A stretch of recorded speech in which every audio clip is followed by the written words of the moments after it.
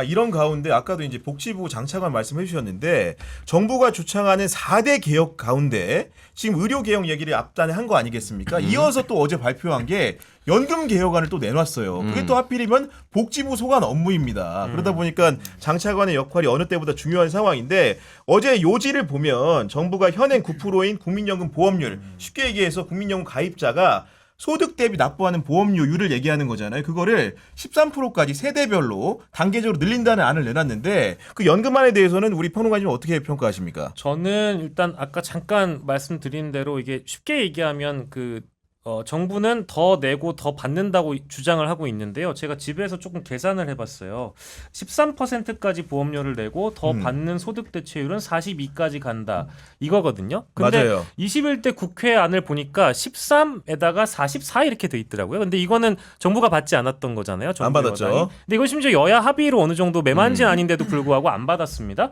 근데 소득 대체율 42로 갔을 때 산술적으로 전체 그 평균값을 계산해 보면 내는 것에 비해서 받는 비율이 좀 적게 나온다는 계산이 일단 서거든요. 그러니까 인상률이 66만 원을 그러니까 소득 대체율 40%를 적용하면 평균값으로 놓고 정부안인 42로 바꾸면 3만 3천 원이 인상이 되더라고요. 받는 돈이? 네, 그러니까 이게 너무 적어요, 폭이. 전체 폭을 놓고 보면 이게 정부 말은 더 내고 더 받는다고 얘기를 하는데 그렇지는 않은 것 같아요. 그래서 이것도 사실 국회에서 좀 조율이 필요한 것 같은데 어쨌든 뭐 정부 입장에서 모수 개혁을 한다는 것에 대해서는 저는 잘한 선택이고 뭐 동의를 합니다만 여태껏 준비했던 개혁안이 이 정도인 건 좀 아까운 것 같아요. 왜냐하면 연금 개혁 말고도 사실 구조 개혁 문제가 더 큰 거거든요. 다른 연금과의 문제라든가. 그럼요. 네. 이제 같이 연동돼가지고 우리가 봐야 되는데 숫자만 던져놓고 국회에서 논의해라?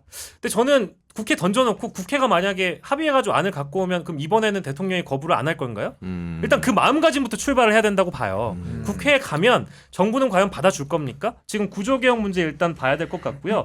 그리고 지금 중장년층하고 청년층을 지금 가르는 결과를 낳을 것 같다는 말이에요. 이게 제일 오묘합니다. 그러니까 왜 이런 세대 간 갈등을 불러일으킬 만한 연금 개혁안을 이번에 던졌지?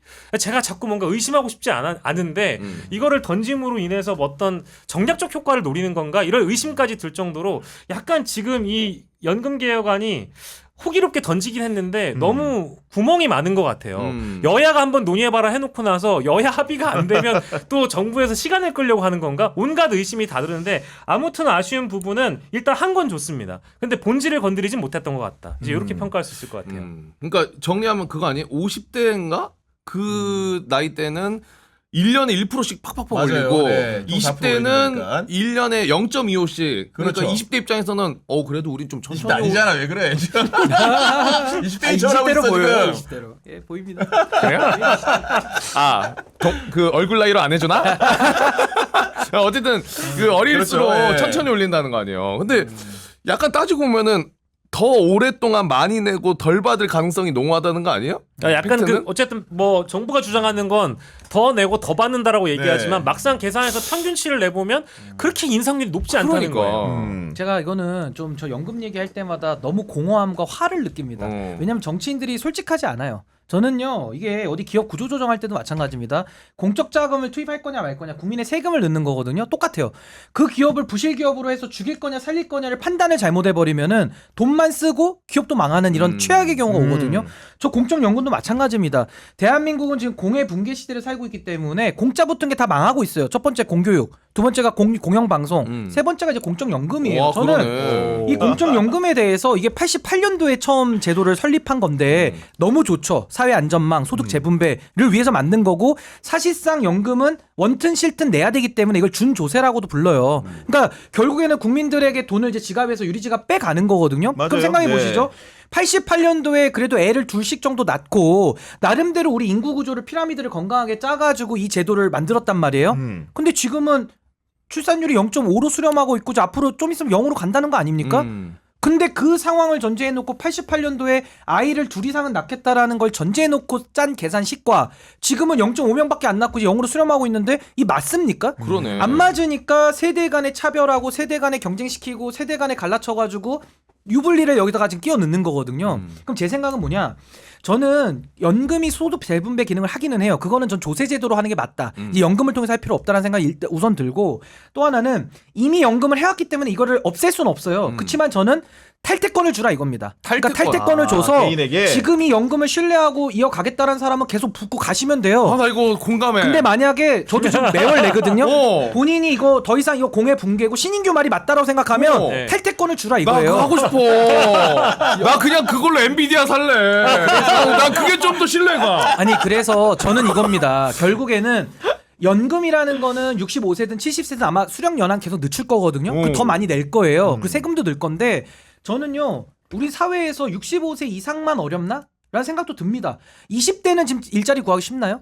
20대는 지금 안녕해요? 훨씬 더 어렵죠. 30대 안녕합니까? 네. 집값이 그때 우리 어르신들이 30대 때 이거 결혼했을 때 공감이야. 전세 자금과 지금은 뭐 영끌을 해도 못 사거든요. 그럼 누가 더 안녕한 겁니까? 그러니까 이게 전 다 기득권 논리의 장난으로 보여요. 숫자를 가지고 정치권이 문제 해결은 안 하고 시한폭탄을 돌리면 안 돌려. 되니까 맞겠다라는 명분으로 이걸 또 갖고 한번 또 장난치는 걸로 좀 보이기 때문에 저는 차라리 차제에 전 세대가 좀 어렵다라는 전제 위에 얘기합니다. 그러면 일자리가 무인화되면서 앞으로 계속 사라질 거거든요. 그리고 고용 유연성 같은 건 받을만 해요. 그럼 이런 걸 전제로 하고 지금 복지제도도 얼마나 복잡하게 돼 있습니까? 복지도 효율화를 하고 이 두 가지를 전제로 해서 전 연금에 대한 선택권을 부여하고 기본소득을 도입하는 게 좋겠다. 그러니까 이것은 이재명 대표가 말하는 기본소득과는 저는 개념을 좀 다르게 얘기해서 전 약간 동행소득이라고 제가 표현을 많이 해요.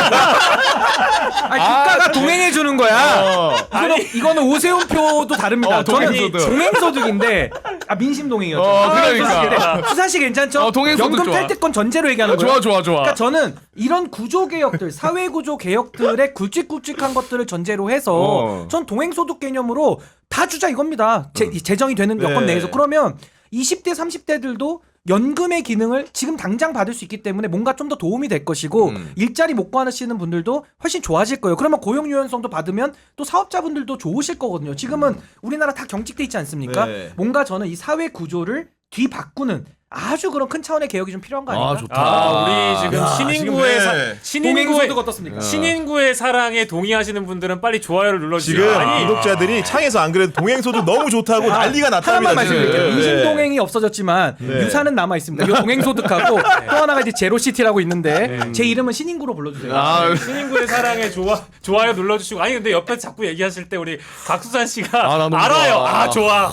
아 이거 너무 시원했어요. 좋아. 이거 아, 괜찮죠? 좋아. 이거 괜찮잖아요. 난 탈퇴하고 싶어. 아니 근데 저는요 너무 어려운 얘기, 그러니까 이제 우리 신인구의 사랑님께서는 늘 인구 정책이나 연금 정책이나 나라를 걱정하시면서 이 정책적 측면에서 고민을 하시지만 저는 그냥 그 우리 일반 시청자분들이 이해하기 쉽게 이번에 맹점을 놓자면 중장년층이 청년층보다 돈을 더 많이 벌 거라는 그 어떤 믿음과 신뢰는 어디서 온 건지 잘 모르겠어요. 맞아요. 없어요. 그거 그것도 의대 없어. 증원이랑 비슷해요. 그거는 우리 아무도 모르는 거예요. 근데 뭐 중장년층이 사실 굉장히 많은 인구 비중을 차지하고 있는데 능력이 아니라 나이에 따라서 어떤 이 부담을 짊어진다는 거는 사회 보장 원칙에 따라 그 맞지도 않은 것 같다는 생각이 좀 들어가지고 요게 제일 핵심인 것 같아요. 아니 그분들이 원망할 것 같아요. 나는 왜 70년대에 태어났는가? 아니, 그러니까요. 예를 들면 네.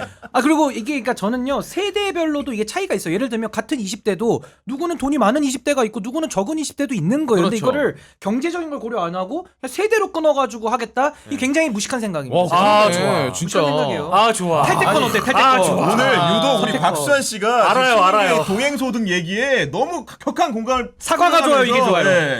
사과가 좋아, 이게 탈퇴권이 좋아. 둘 다 좋아. 사과가 최고야.